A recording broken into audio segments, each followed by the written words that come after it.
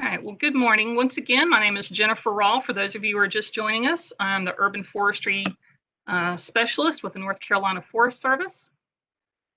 Andy Pleninger is our Urban and Community Forestry Program Head. He is my supervisor. And Mandy Talman Marty is our Program Assistant, and she's going to be assisting me on the call today.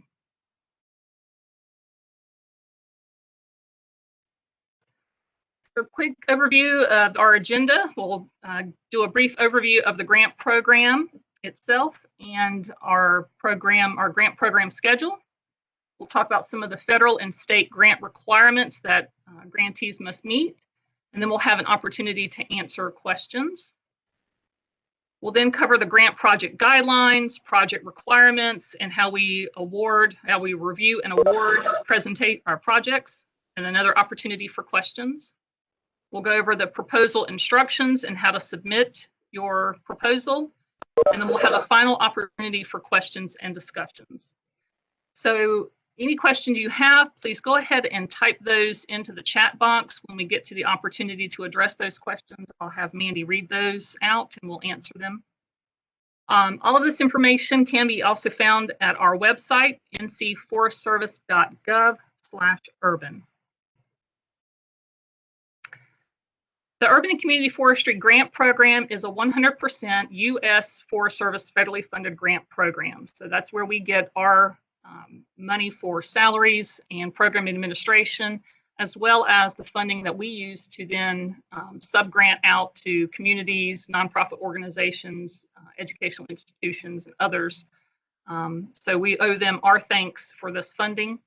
And this funding was made possible by the Cooperative Forestry Assistance Act of 1978. So it's been around for a while. Broad overview of our grant program goals as outlined in our 2020 Forest Action Plan is to conserve and enhance the benefits and sustainable management of urban forests. In essence, our goal is to help move municipalities up this management pyramid from communities who are either not currently managing their urban forestry resources or maybe managing more on a reactive basis, say after a storm or other event that causes action need to be taken, moving them up to Tree City USA designation. And the ultimate goal is to get a community to where they are managing more on a proactive versus reactive and managing in a sustainable way. Our program funding projects range from a minimum of $2,500 up to $15,000. So that is what you are requesting in grant funding, anywhere from $2,500 to $15,000. Eligibility, all North Carolina municipalities, tribal government, state or county governments are eligible. Our higher public education institutions or private colleges and universities, any nonprofit organizations, homeowners associations are also eligible, and all grant projects must be located within the boundaries of an incorporated North Carolina village, town, or city. So our proposal period opened officially on January 1st, and submittal deadline is March 31st at 5 p.m. From April through May 15th, we will be doing a proposal review period.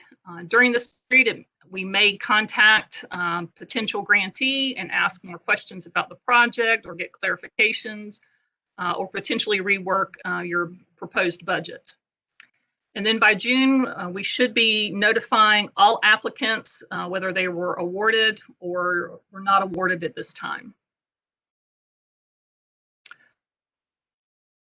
The grant contract timeline from July through August, we'll be going through grant contract preparation and hope to have that executed by August, with an approximate start date for your project being September 1st. November 30th, or 3 months after the start of your contract, is your first interim report. Your status report is due at that time. And then a second interim status report is due March 31st or 7 months after the start of your contract. During May through June is the close of the state fiscal year. So that's the time where we are no longer supposed to be spending any money so that they can close out our fiscal year budgets. So we do not process requests for reimbursements between May and June. So you need to take note of that. You certainly can send them.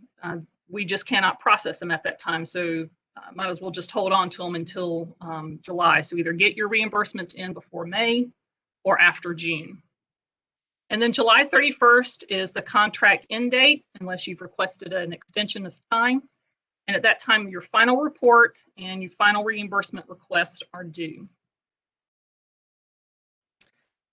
Now, because we have, these are federal funds and we also have state requirements, there are some stringent expense and reporting requirements that we need to meet on our end as the state agency, reporting to the feds and also translated down to you as the grantee. However, it's really not that difficult to manage if you have thoroughly planned your proposal and your project, and utilizing our assistance in the grant contract reporting forms that we provide will help you, guide you through that process along through your project and meet those reporting requirements. We've tried to make it as easy as possible to make sure that you're reporting accurately. All of those forms and information is at the web link below.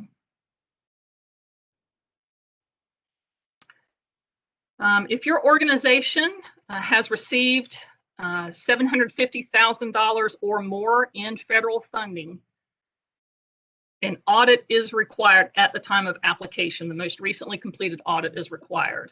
Most of our municipalities won't meet this, but we've had some colleges and universities that met this standard and had to submit an audit along with their application. All applicants need a data universal number system, or DUNS number, from Dun & Bradstreet. So if you do not already have a DUNS number, simply go to that website and register for one, and that will be put on your application form. All applicants are also required to have a System for Award Management, or SAM, registration. The expiration date for that registration will go on the application form. And again, go to sam.gov to register. And all applicants need an employer ID number, and again, that will be on your application form, your tax ID number.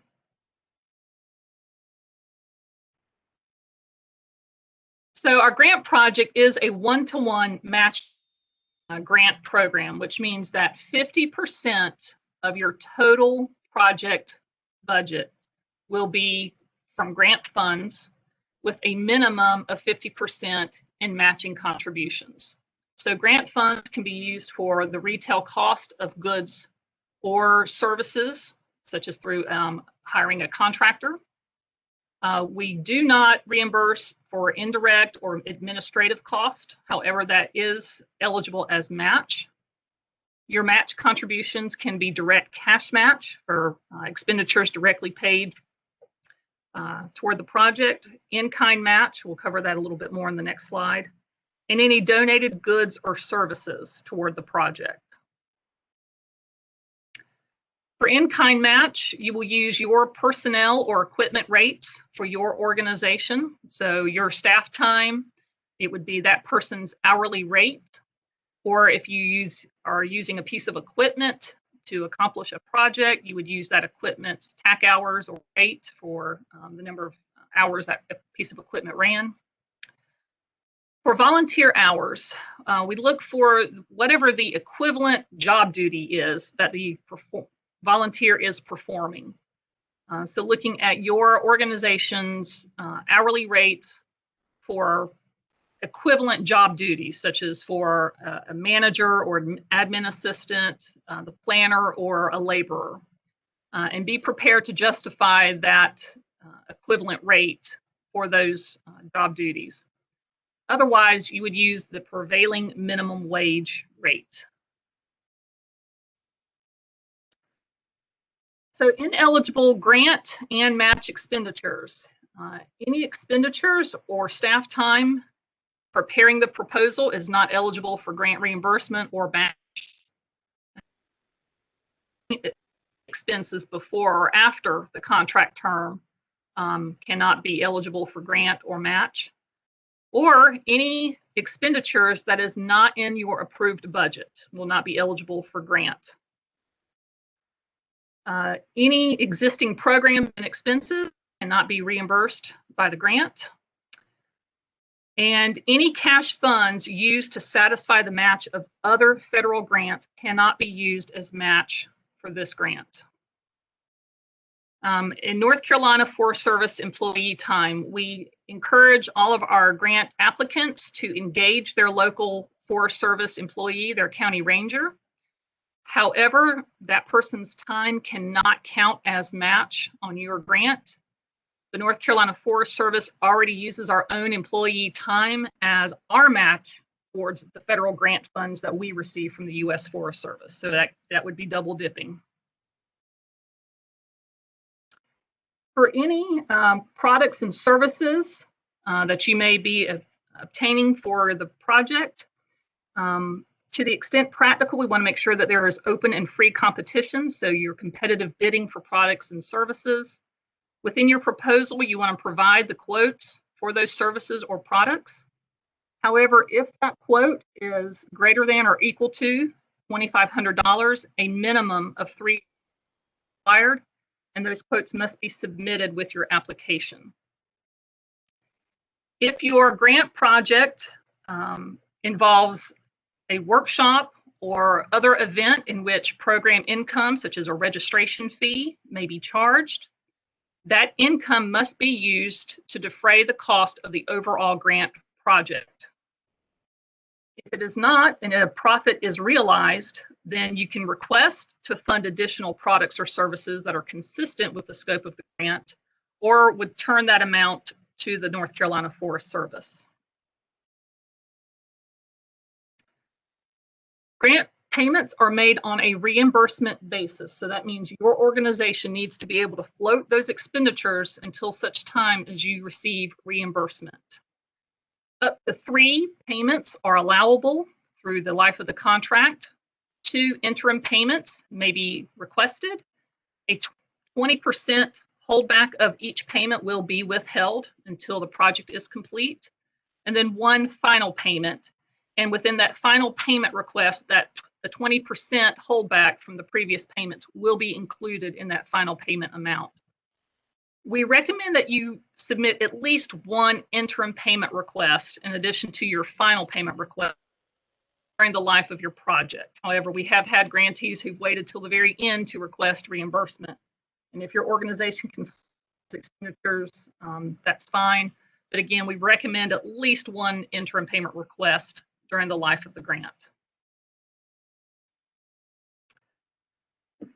So reimbursement documentation, we ask that you use our reporting forms or equivalent for tracking employee and equipment time.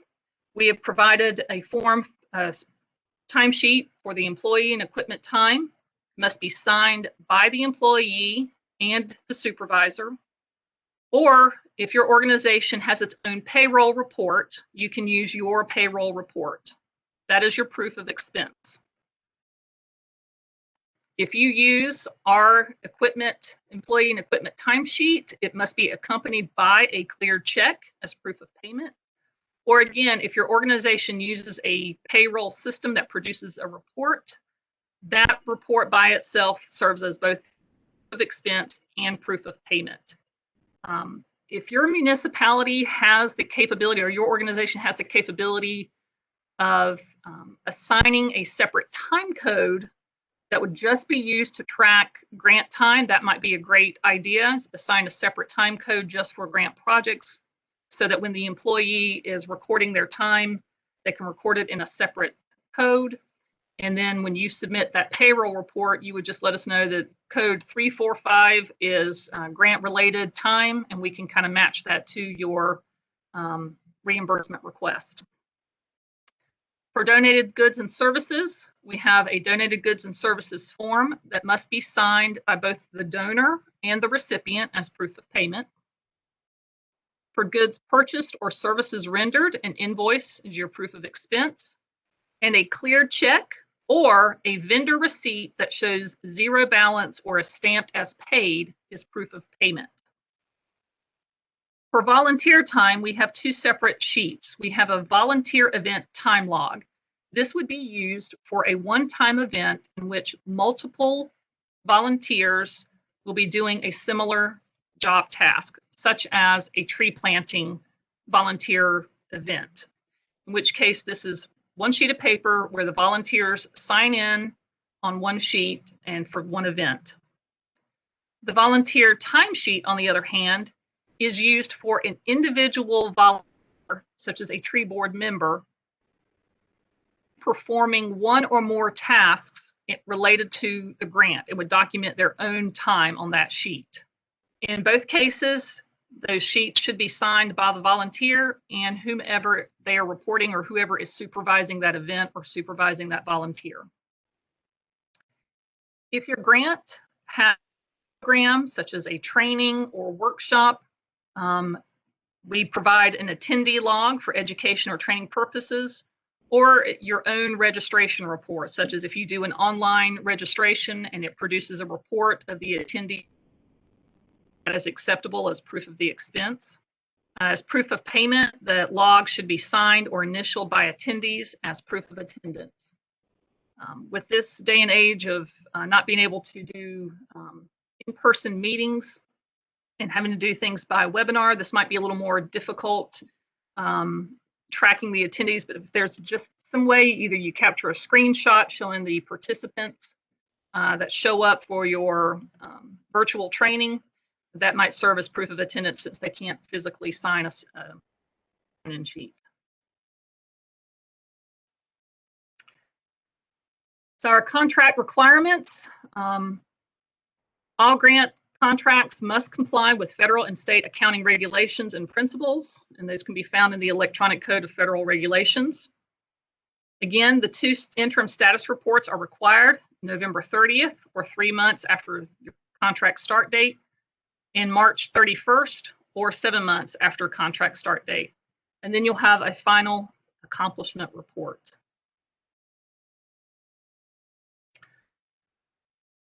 Receipt of the grant must be recognized at all events and on all publications and products. This includes both grant-funded or in-kind match events or publications. And when we say publications or products, that is anything, a video, a website, a sign that's going to be placed outside somewhere, anything that is going to be produced as part of this grant must recognize receipt of the grant items. Any finished products must receive prior approval from us before printing or publication. So send us that draft copy to look over and make sure that the receipt language for the grant is on that publication or product, and we can approve it, and then you can go to print with and publication with that.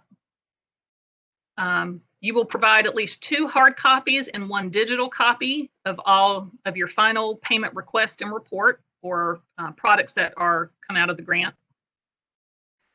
And you are allowed to copyright any products that you produce. However, the USDA and North Carolina Forest Service reserve the right to reproduce those materials. And at this time, we'll open it up and see if we have any questions. Mandy? There are no questions yet in the chat. Okay. Well, then we'll continue on. If, again, if you have questions, just type those in the chat and we'll catch those up later. Let's cover the grant project guidelines and requirements. Again, the overall goal of the grant project is to increase the level of sustainable urban forest management in our communities. And secondly is to enhance the public knowledge of urban and community forestry, best management practices in relation to proper tree care and management, and the economic, human health, and ecosystem services and benefits that trees provide. So to this end, again, the goals are to work in concert, moving the community up that management pyramid, getting them to sustainable management. We have two primary project types, management and education outreach projects. And within the pyramid itself, there are different steps or measures. And as a community completes one of these components, it works to move them up this management chain.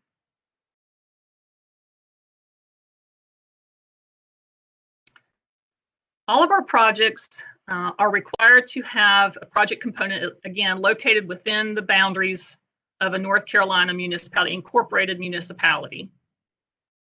All projects must include some sort of educational component. That does not necessarily have to be a big formal brochure or workshop or things of that nature. It could simply be we've put information on our website, or we've sent out a social media post, we've put out door hangers. Just how are you educating the public about, one, the grant project, and B, what your community is doing in terms of its urban and community forestry program. Projects must have, again, some level of public participation or impact within the local municipality and partners. Taking a look at your population demographics, again, keying on those underserved populations where possible, engaging them or impacting them in some way with your project. All projects must use professional standards and require that you use professionals, urban community forestry professionals such as certified arborist or consulting arborist in completing your project tasks. And again, we want you to engage your local Forest Service staff, county ranger, even if it's just to reach out and say, hey, we're doing a grant project. We've received funding for this grant project, wanted to let you know what's going on. They can be more involved if you so desire, and they have the capability and the time. Again, you just cannot use their time as match.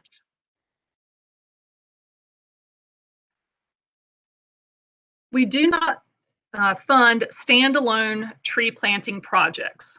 However, we will fund tree planting if it is a component of a larger project as your education or outreach component.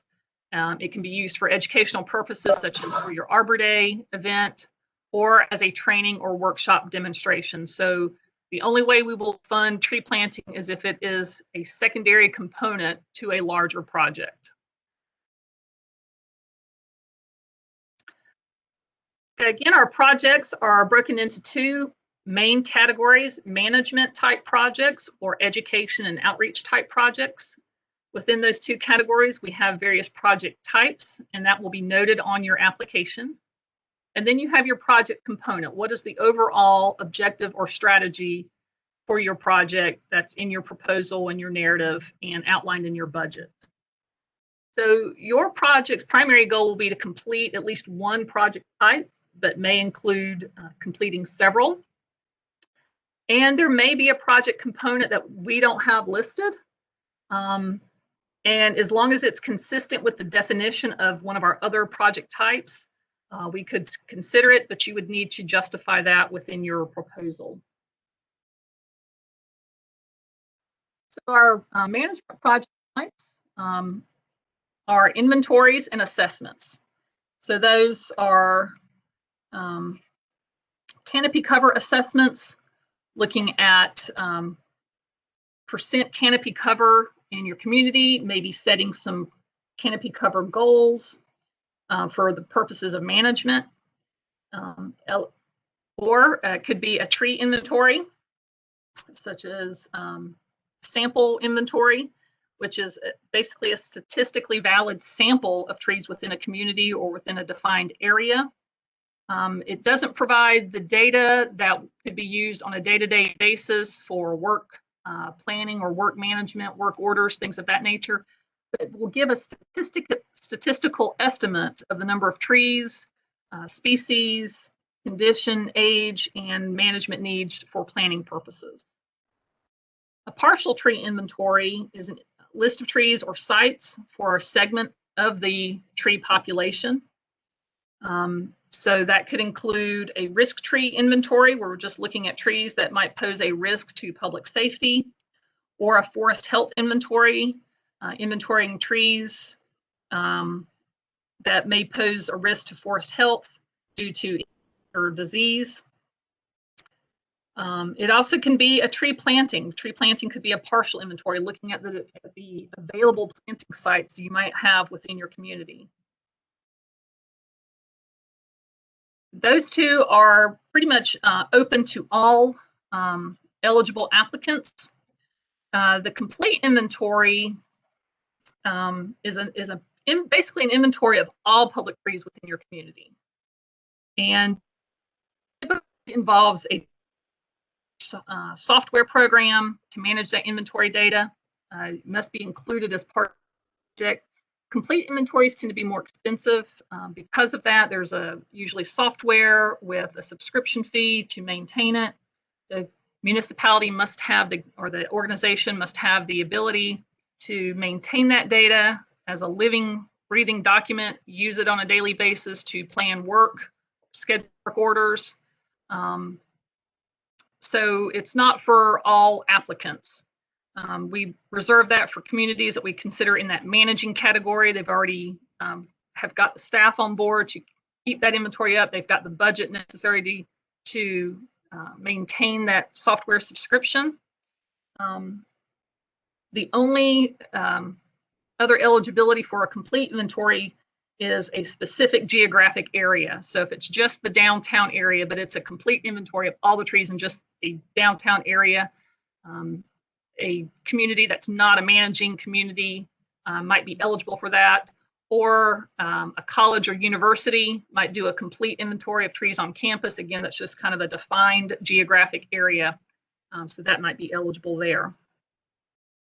For any of the inventory or assessment types, requirements are an inventory report showing the methods, your finding, ecosystem services provided by the trees in the inventory. And if you don't already have a management plan, it should include a timeline for the development of a management plan sometime in the future. And for inventories and canopy cover assessments, we want to work with a qualified urban forestry professional, someone who has the capability, who has the experience and knowledge to conduct those inventories. And for your data, again, using it for work plan, management, population statistics, ecosystem services, and provide mapping. Management plans is the next management project type. We have the comprehensive management plan that establishes policies, goals, or objectives for the management of your forest resource. We have canopy cover management plans. Again, a comprehensive plan that sets a canopy cover goal and strategies to conserve or increase canopy cover. We will fund urban forestry standards and specifications, basically arboriculture and ecosystem services standards for guiding green infrastructure development or the planting, maintenance, and protection of community trees. Other plan types that would be eligible would be a risk tree mitigation and replanting plan, an insect pest, disease, or invasive plant mitigation plan, a storm or tree emergency response plan, a planting plan, and for our campuses and universities, this could include creating a tree campus care plan for your campus. Requirements for these project types is you must have an inventory or an assessment within the last 2 years. We also want to know how that management strategies will be implemented. And any plans that are focusing on canopy cover or reforestation must include a tree planting project as match. Next management project type is ordinance development. Developing a public tree ordinances that establishes the municipal authority over the management of public trees and sets management policies and standards. For communities that are looking to become a Tree City USA, this is a requirement by Arbor Day Foundation, is a public tree ordinance. A conservation development ordinance that directs tree and other natural resource conservation or planting during the development process on commercial and residential properties. A general landscaping ordinance, again, specifying the landscaping requirements for existing properties or properties under development. Or a historic or legacy tree ordinance that provides protection for either historical significance or large size, or however that is defined. One caveat I will mention here is I've had some communities that reference the North Carolina Champion Tree Program as a standard for protecting trees in the community. And I would ask that you not use the term champion tree or refer to the Champion Tree Program, as that tends to imply that the North Carolina Forest Service has enforcement authority, which we do not. The Champion Tree Program is simply a recognition program for large trees. And so therefore, we don't want a citizen to think that they wouldn't want their tree on the Champion Tree list because they fear that they would not be able to then, if necessary, or just out of, want to remove the tree, use some other language or size standards for protecting trees without using the Champion Program. For all ordinance, if you do not have a public tree ordinance, or if you are looking to do a conservation development ordinance, you need to at least have a public tree ordinance prior, or include public trees within that conservation development order. These don't necessarily have to be separate ordinances. They could be combined. It just needs to be very plain which section is referring to public trees. The ordinance should designate a department or job title, or in the case of a public tree ordinance, could also incorporate a tree board as the enforcement policy.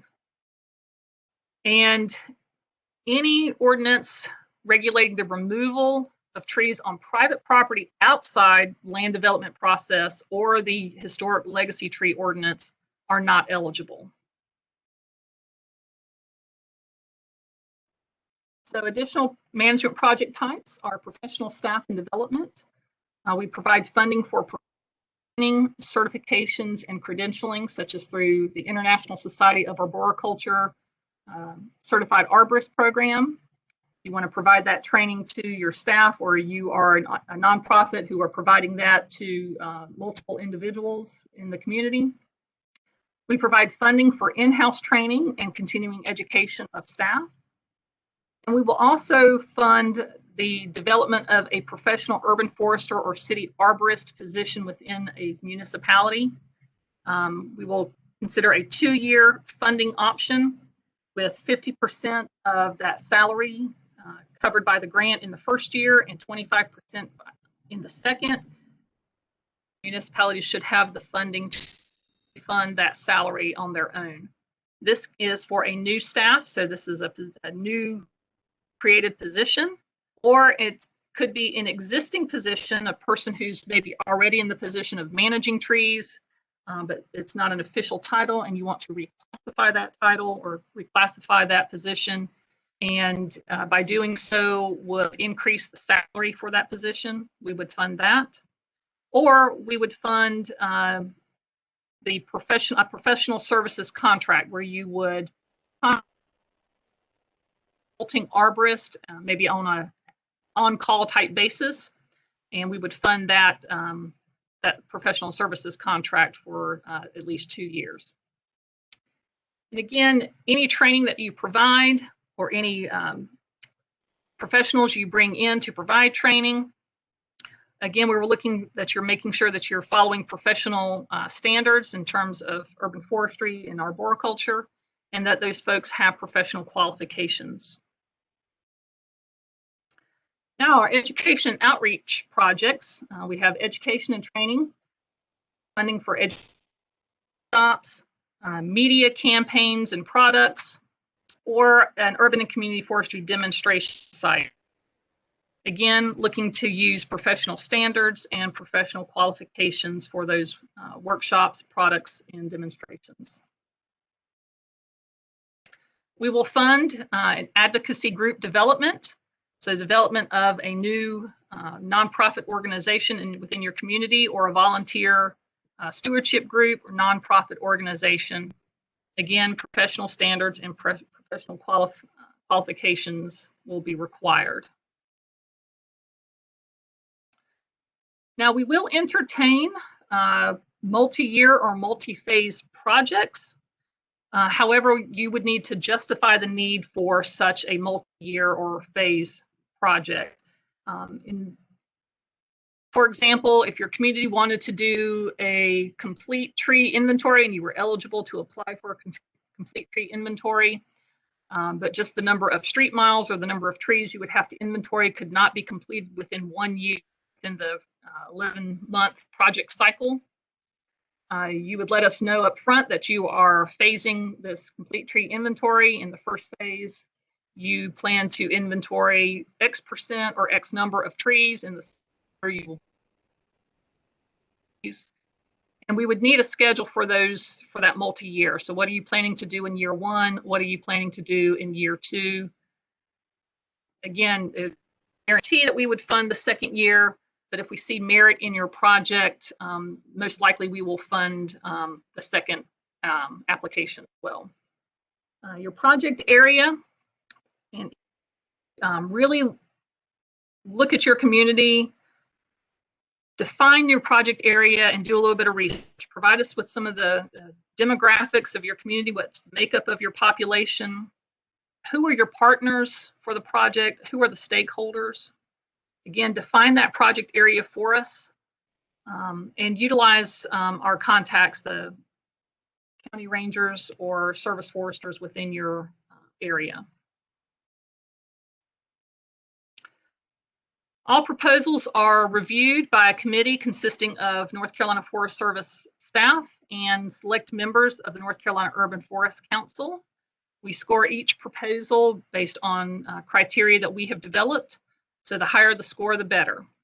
However, when we award projects, we really look first for project merit. So even if your score might be on the lower side, if we see there is real merit in the project, we would consider funding that. We award proposals based on our available funding. And this is more, not so much how much we have to dole out, but if we have a high number of really great projects, but everybody is requesting quite a bit of grant funding, and based on what we have to subgrant, we wouldn't be able to fund all of those projects. We may approach various organizations and say, we really love to propose or fund your project. However, we just don't have the funding to fund at the level you've requested. Can we rework that budget a little bit and bring down your grant requests so that we have funding to spread to all of our meritorious projects? So just keep that in mind. And we'll open it up for questions at this point.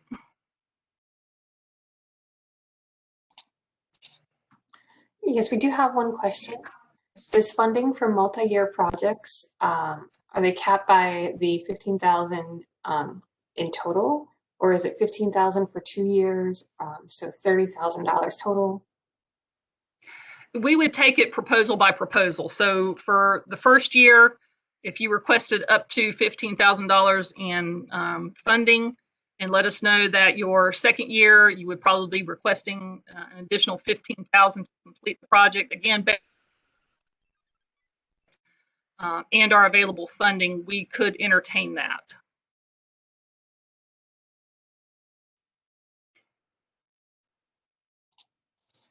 That's the only question at this time.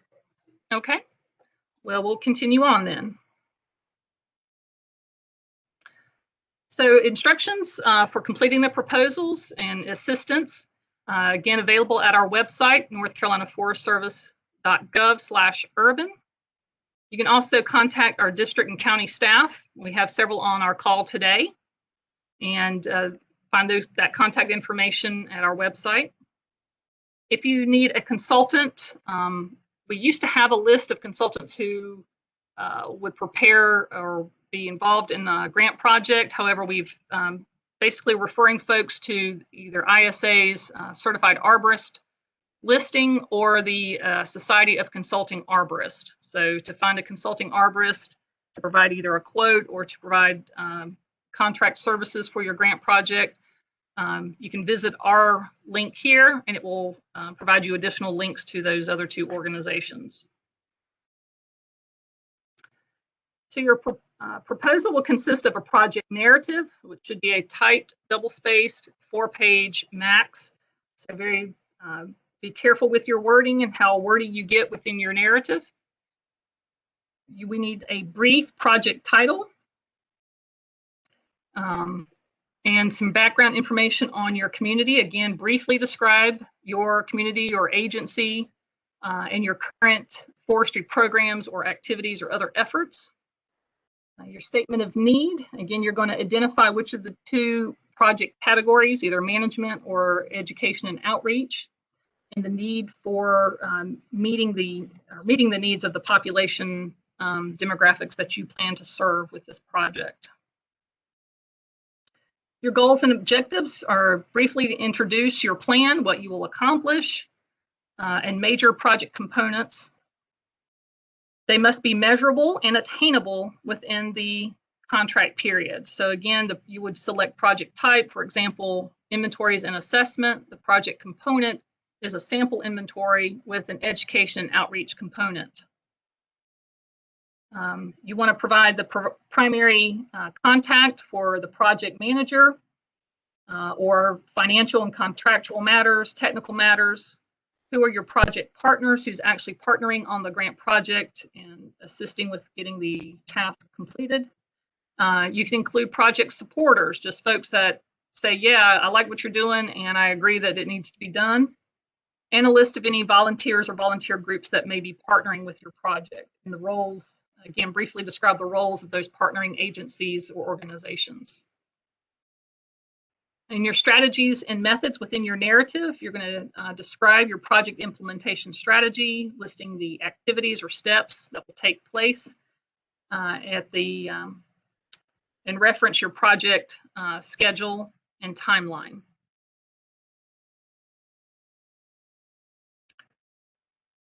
Also within your narrative, highlight how this project will be communicated to the public, stakeholders, public officials, or other targeted groups. Describe how your project will further the goal of your community to achieve sustaining urban forest management. Describe the long-term impact the project will have in the community and the impact the project will have on public education concerning urban forestry, or what future plans or other projects might arise from this project. In your outreach, describe any specific strategies, how you're going to reach out to and include either underserved populations and engage the public, and how they will benefit from the project. And then your final products and accomplishments, you're going to provide a bulleted list of measurable accomplishments and or your final products that will result from the completion of the project, and that will be submitted within your final report. So for example, your product for this project is an inventory, sample inventory analysis report, along with an education outreach brochure. So this is a sample of a project schedule or timeline that will be included with your proposal. Again, it's going to list the key project components or tasks, who will be conducting that task, approximate start and completion dates, and then how will the completion of that activity be measured. And this will be tied to your budget, and we'll show you that example in just a moment. The form will already have listed in here your first interim status report and its due date, your second interim status report and due date, and the final accomplishment report and due date. Those three pieces need to be within your project schedule, so do not delete those lines.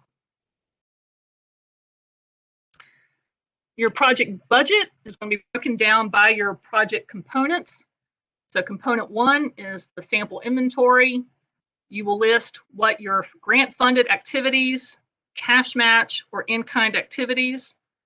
Give a brief description about that particular activity.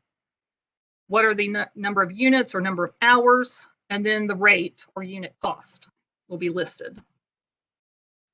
And in this case, we've got component 2, which is the education outreach brochure. We have no grant-funded activity.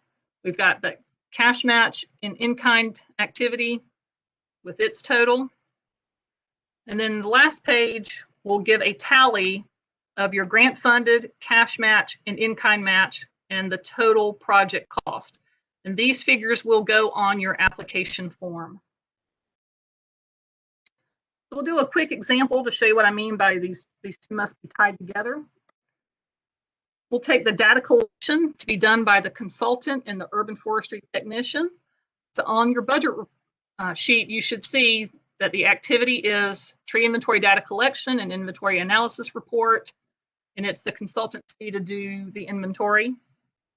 But we also have the urban forestry technician, so that's an in-kind activity, inventory data collection by the urban forestry technician, and that would include that person's hourly rate and projected time of doing the data collection.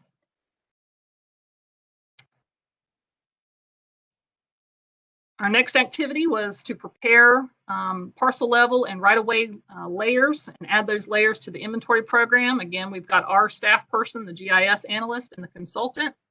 So you should see those activities. Add the GIS layers to the inventory program. We are paying the consultant's fee to add that to our program. However, our GIS analyst is doing an in-kind activity to prepare that data to then get that to the consultant. So you can see how those two activities are broken in the budget. And then finally, review and approve the inventory and analysis report will be part of the consultant, urban forester, and the tree board. This is not directly tied up here, or indirectly tied up here, because we've got the inventory and analysis report listed, but it's an in-kind activity to review the report and approve it with the forester and the tree board members' time.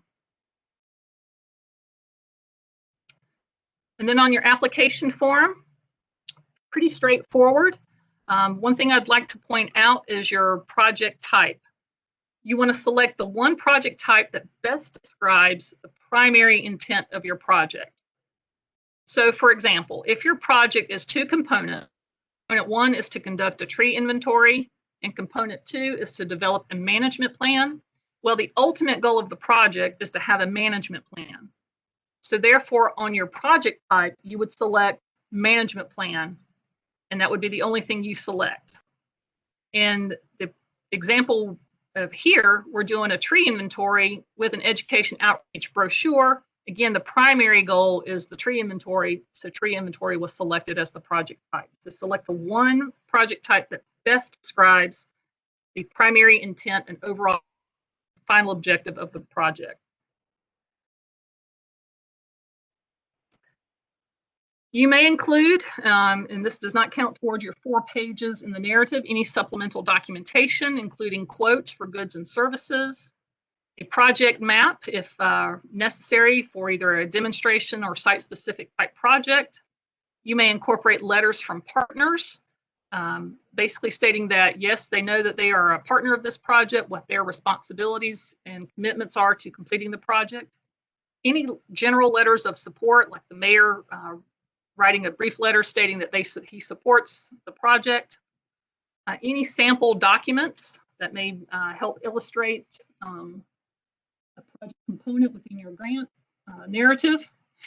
And if you are doing funding a new position, we need a draft job position specs, or if you are asking for funding for a professional services contract, the draft contract service terms.